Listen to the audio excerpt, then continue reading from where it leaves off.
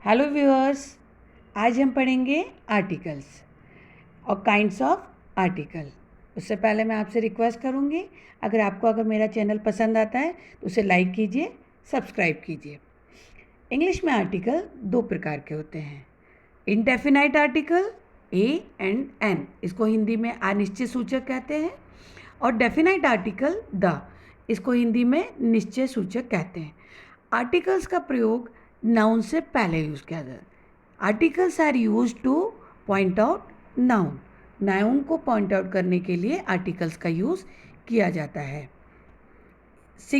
Singular indefinite noun, जब singular indefinite noun के पहले हम क्या यूज़ करते हैं, ए एंड एन।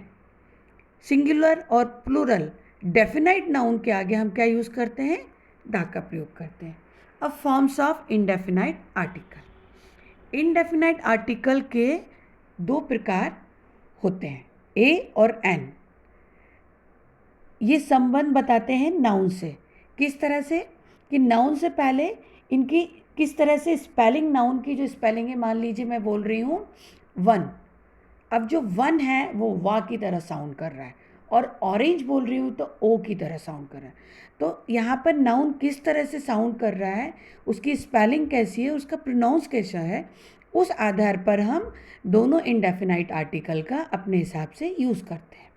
पहला, जैसे कि डेफिनाइट आर्टिकल ए, उन नाउन से पहले प्रयोग किया जाता है जिनकी स्पेलिंग किसी कंसोनेंट से शुरू होती है, जैसे कि बॉय।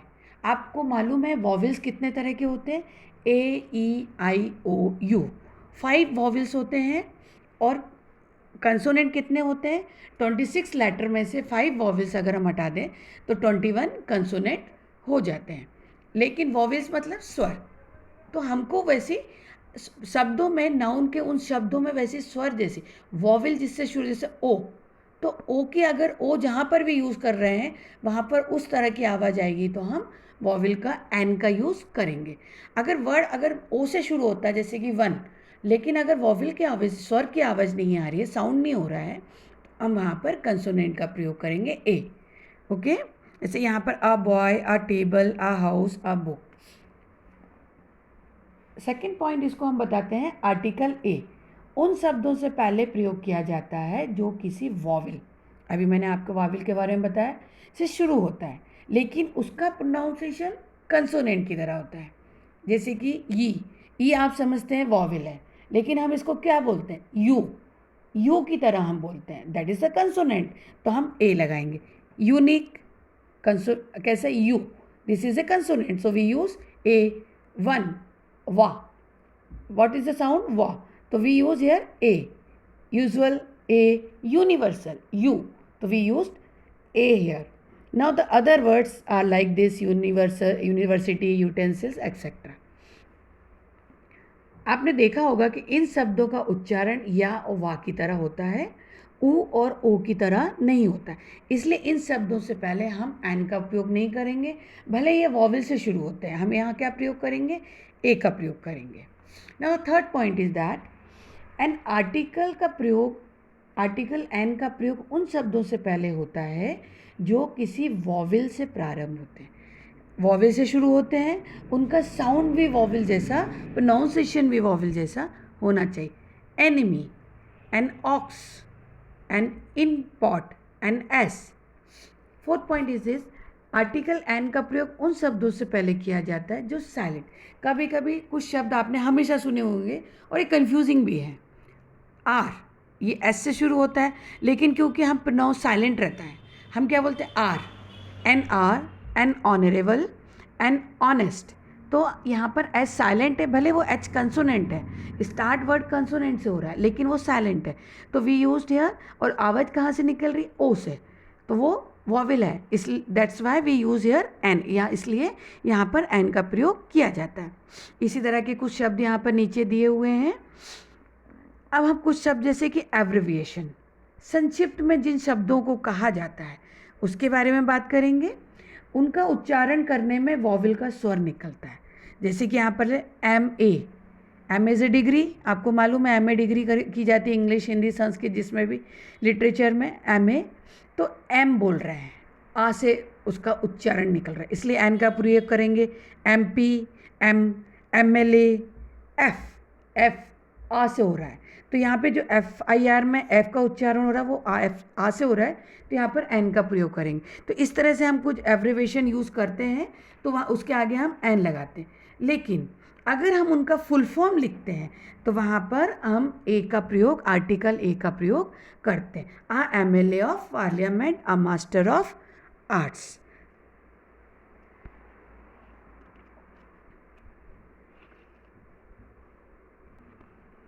दूसरा आर्टिकल जो होता है वो होता है सिंगुलर और प्लूरल डेफिनाइट आर्टिकल द।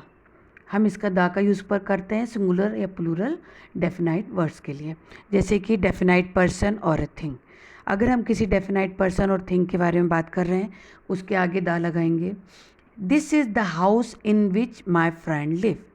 यहाँ पर इस हाउस की विशेषता है जिसमें मेरा दोस्त रहता है, इसलिए इसके आगे हम ए नहीं लगाएंगे। हाउस जो है आपका कंसोनेंट है जी हाँ, लेकिन हम ए का यूज़ नहीं करेंगे क्योंकि हम किसी पर्टिकुलर हाउस के बारे में बात कर रहे हैं जिसमें मेरा दोस्त रहता है, तो इसलिए यहाँ पे हम इसकी विशेषता बतला रहे हैं, तो यहाँ पर दा का प्रयोग होगा। ऐसे ही कुछ एग्जाम्पल लीजिए। The place where I was born is far away from here.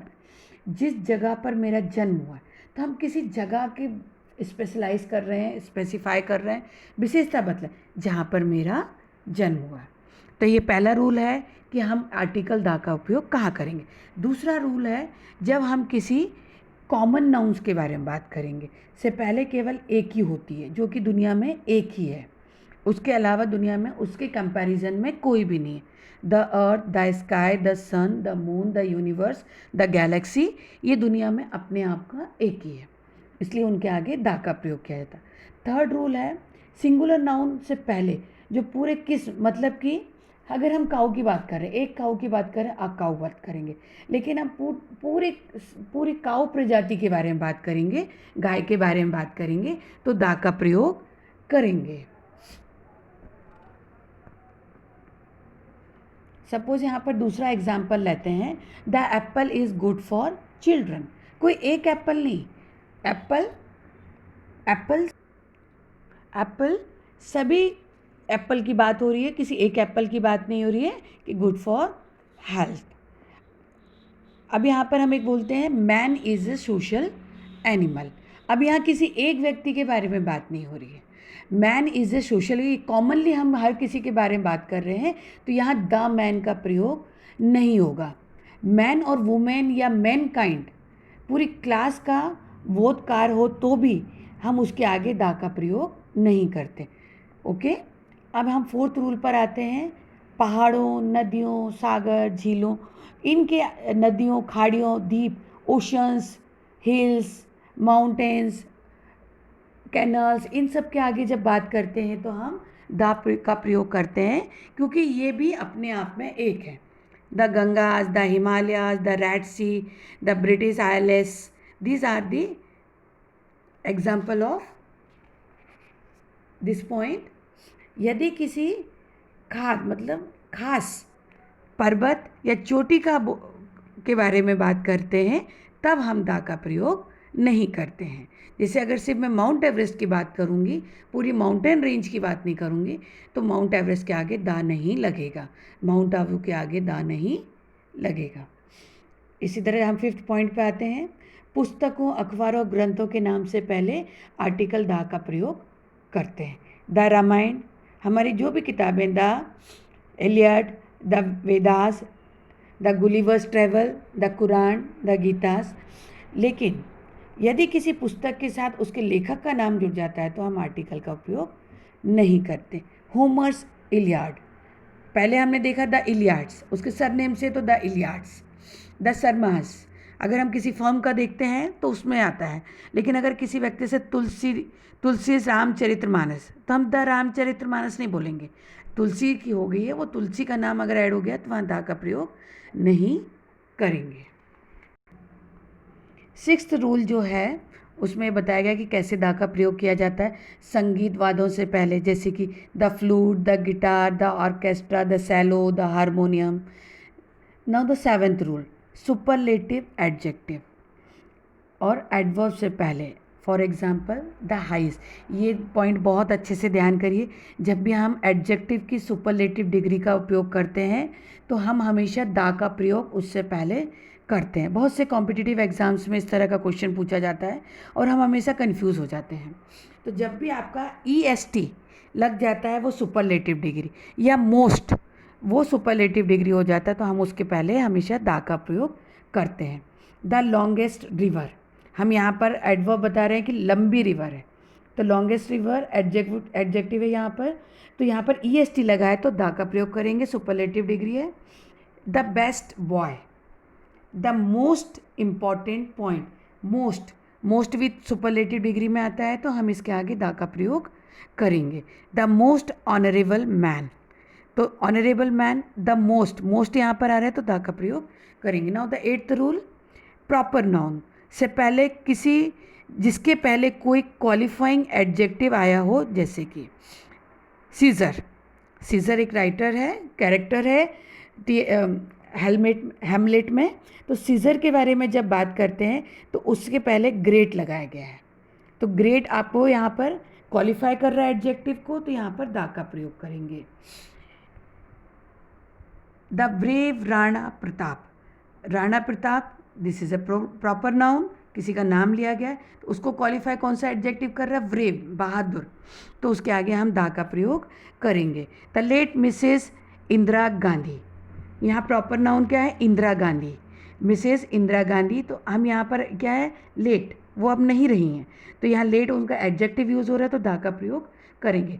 जब the 9th point, common noun से पहले जो एब्स्ट्रैक्ट नाउन का भाव प्रदर्शित करते हैं उनके आगे अपन दा का प्रयोग करते हैं।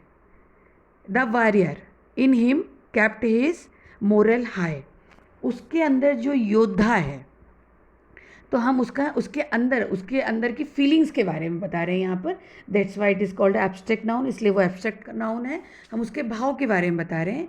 उसके अंदर जो योद्धा का भाव है, केप्ट हिम मोरल हाई, उसको बहुत हाई, उसकी सोच बहुत हाई रखता है। The father in him came to his support at last, उसके अंदर का जो पिता का भाव है उसके सपोर्ट में आ गया है, आके खड़ा हो गया। अब जो 10th पॉइंट है, उस एडजेक्टिव से पहले जो कलेक्टिव नाउन की तरह होता है उससे पहले हम बताएंगे। वी शुड हेल्प पुअर एक पुअर प्रजाति के लिए कहा गया, पूरा कलेक्टिवली पुअर कहा गया है, तो उसके आगे हम दा का प्रयोग करेंगे।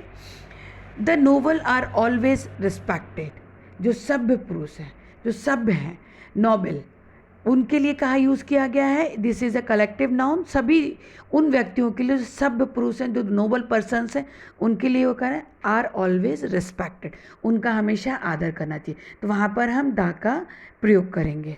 Thank you. मुझे लगता है आपको यहाँ पर आर्टिकल बहुत अच्छे से पसंद आया होगा, समझ में आया होगा। अब उसके लिए बहुत बहुत धन्यवाद।